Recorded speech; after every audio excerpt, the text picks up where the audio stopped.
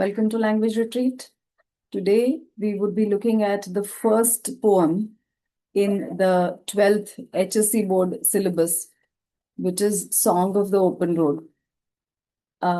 We would be looking at the text, understanding the poem, stanza-wise. Then we would also look at the rhyme scheme, the figures of speech in the poem. The name of the poet here is Walt Whitman. We should remember the names of poets. So Walt Whitman, what is it that is special about Walt Whitman is that he was known as the father of free verse. Okay. You would need this when you are writing an appreciation to this poetry. Okay. Now moving on to the second paragraph of the introduction. The section 1 of the Song of Open Road is a beautiful blend of self-awareness, free will, and tenderness of heart. It gives us poets' realization that along the journey of life, one will face a test of wisdom, which is not tested in any school or university. A road is something everyone uses, whether rich or poor, and it forces all levels of people to associate with one another. The road signifies mobility. One can take the road as a point to start over towards something new. So Whitman talks about the people and places. He argues against staying in one place for too long, although the hospitality may be true. So what he's trying to tell us here is that we should always be on the open road. Okay, we should not stay at one place and decide not to move on. Okay, because moving on is how you live your life. You cannot be at one place all your life. So keep moving on. Okay, be open to challenges. Life will throw challenges at you. Be open to them. You definitely have the power to face those challenges. Okay, so that is the gist of the poem, that we should keep moving on the road of life. So throughout this poem, the open road signifies life. So this is a metaphor that is used to talk about life. Okay, let's look at the poem. The first line here is saying, afoot and light-hearted, I take to the open road. Afoot, meaning on foot, that is, I am walking. And I am light-hearted, that is, I am in a happy mood. I take to the open road. Take to meaning I start walking. I start moving on the open road. So afoot and light-hearted, I take to the open road. Healthy, free, the world before me. The long brown path before me, leading wherever I choose. So the world before me is healthy. It is free, right? So my life is free because I have chosen to keep moving on the open road. The long brown path meaning the road that he is talking about. Before me, leading wherever I choose. So the poet here wants to say that I'm not walking on the road and checking out where the road is taking me. I'm walking on that path which will lead me to my destination. So I know where I have to go. So I have chosen the road which is taking me to that place, right? It is not where the road is taking me. I know where I want to go, and that is where I'm making the road take me. Henceforth, I ask not good fortune. I myself have good fortune. So he's saying, I'm not asking for, that is, I'm not praying that I have, luck backing me up. I myself am good fortune. That is, I am creating my own good fortune. So he's saying, I'm not praying anymore that may good luck follow me, but I believe in creating my luck and making it good. Okay, that is what he means. So I'm not praying for it. I am sure that I can make my road as I want it. I will create my own good fortune. Henceforth, I whimper no more, postpone no more, need nothing. Whimper is when there are small cries of fear. You call them as whimpering. Okay. So henceforth, I whimper no more. I'm not going to cry out of fear. Okay. I'm not going to do that. I'm not going to cry out of fear. I'm not going to be fearful of anything. I'm planning to move on fearlessly on this open road of life.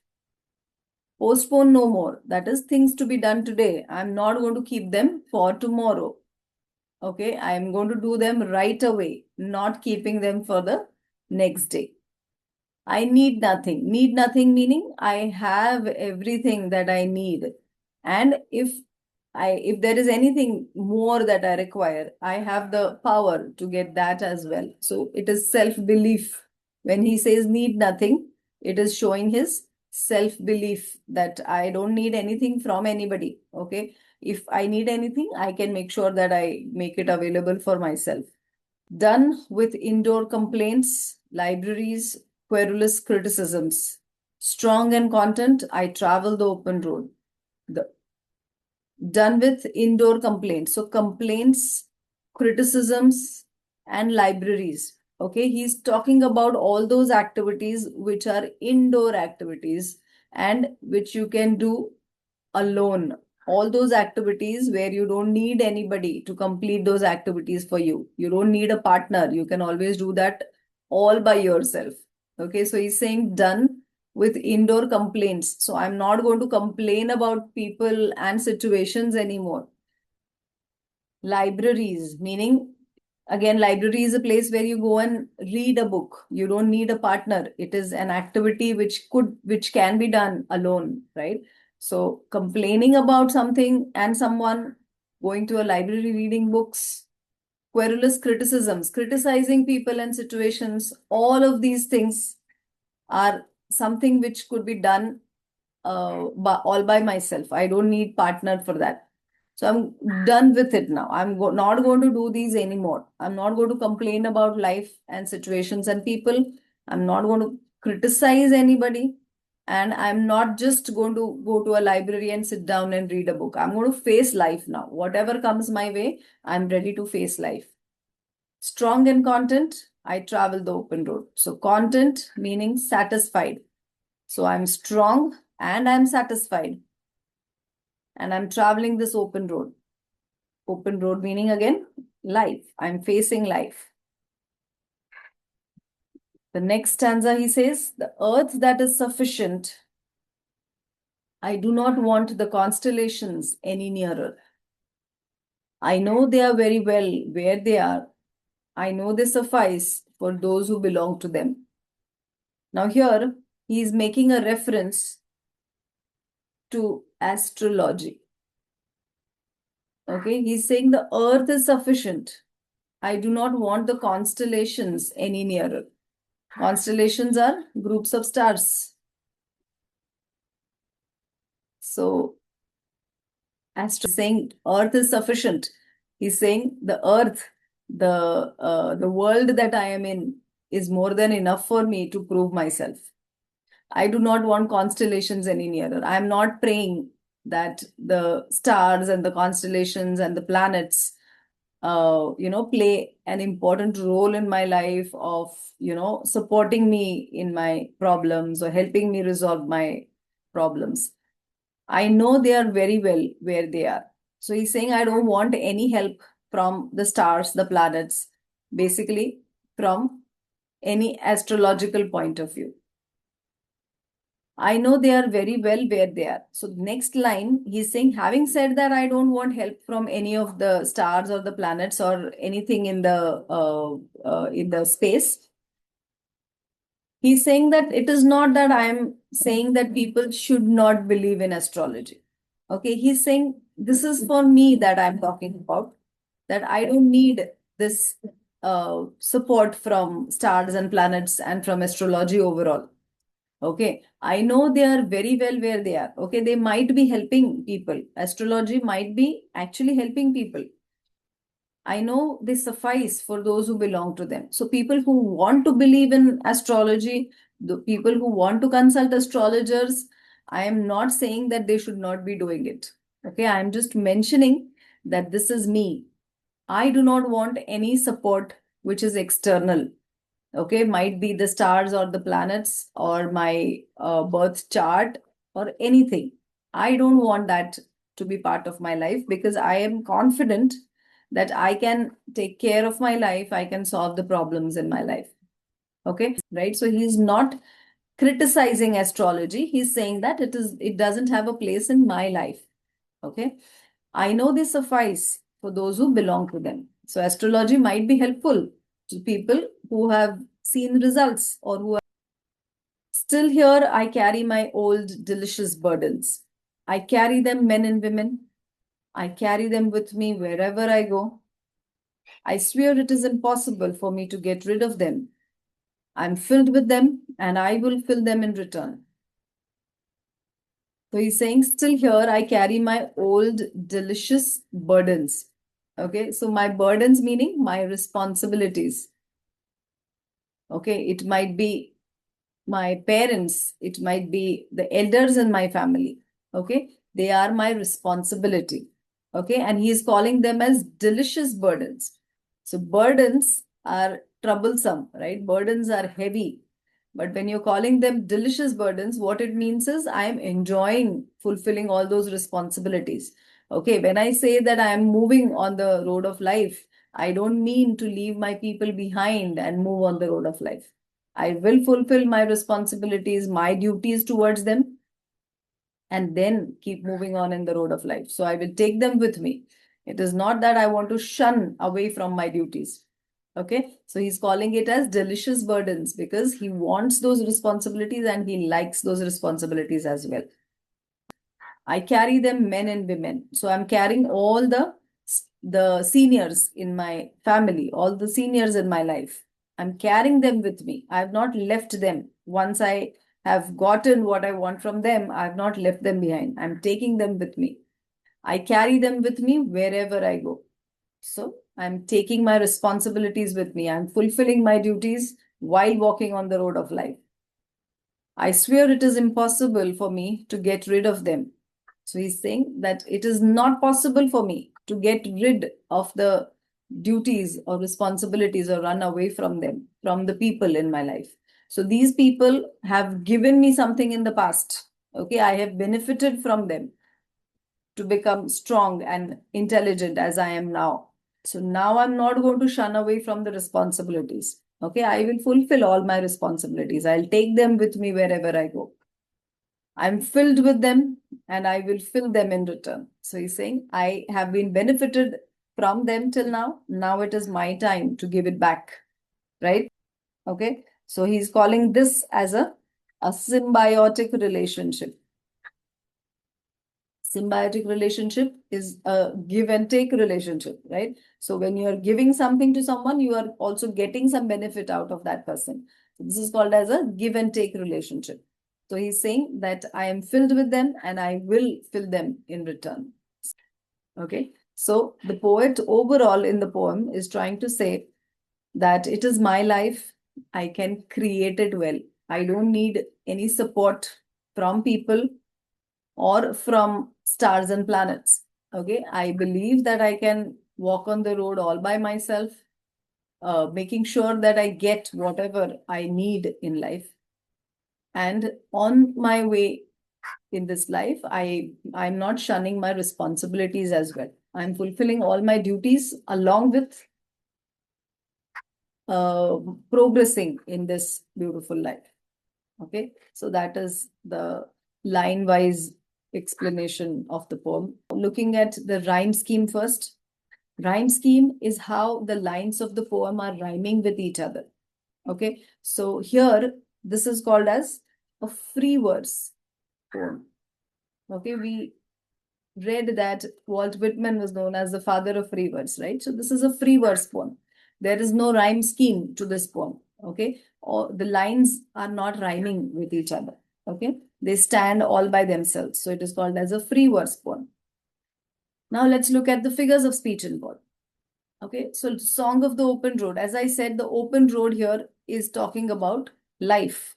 So this is the first figure of speech that we come across, and that is metaphor. Metaphor is when you are comparing two things without using like or as. And when this particular metaphor, it applies for the entire poem and not for a particular line only, then you call it as an extended metaphor.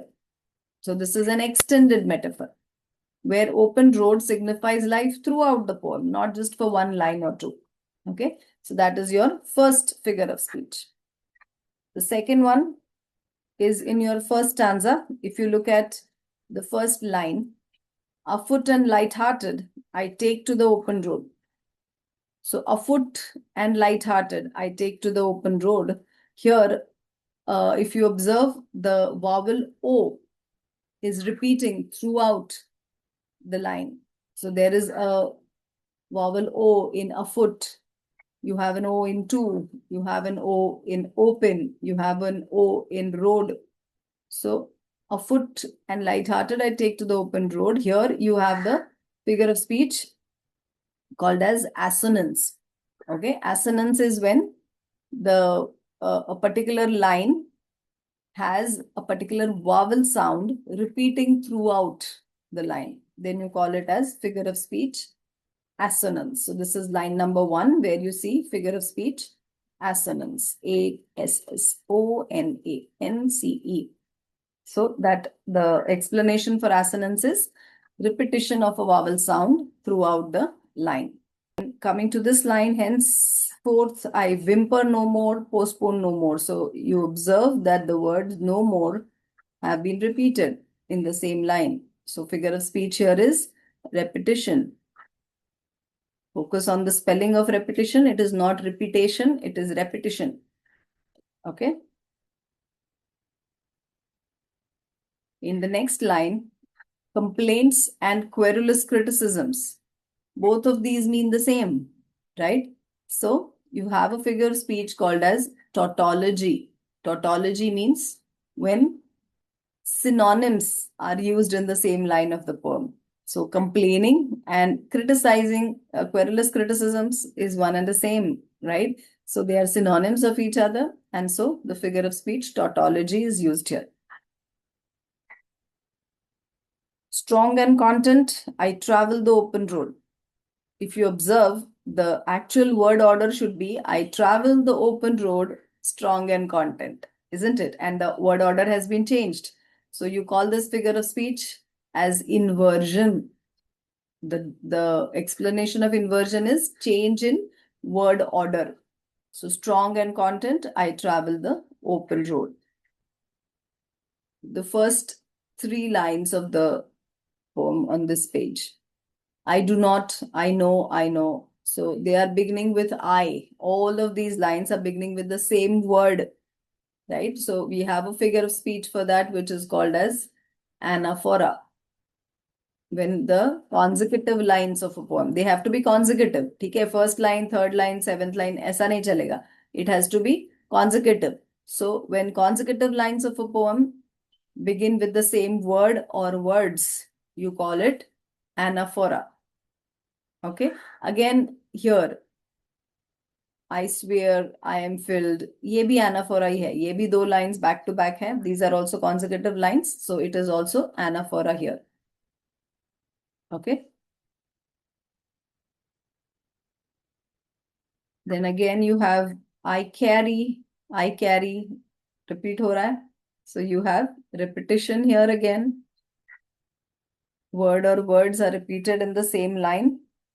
Now here we noted that he's calling his burdens to be delicious burdens. So generally the adjective delicious doesn't match with the noun burdens, isn't it? So you call it as an oxymoron. It's a couple of words, a pair of words, which are opposite in meaning to each other. Okay, so generally an adjective and a noun which are not matching to each other. So oxymoron is the figure of speech here. So in the next video, we would look at how to write an appreciation to this poem.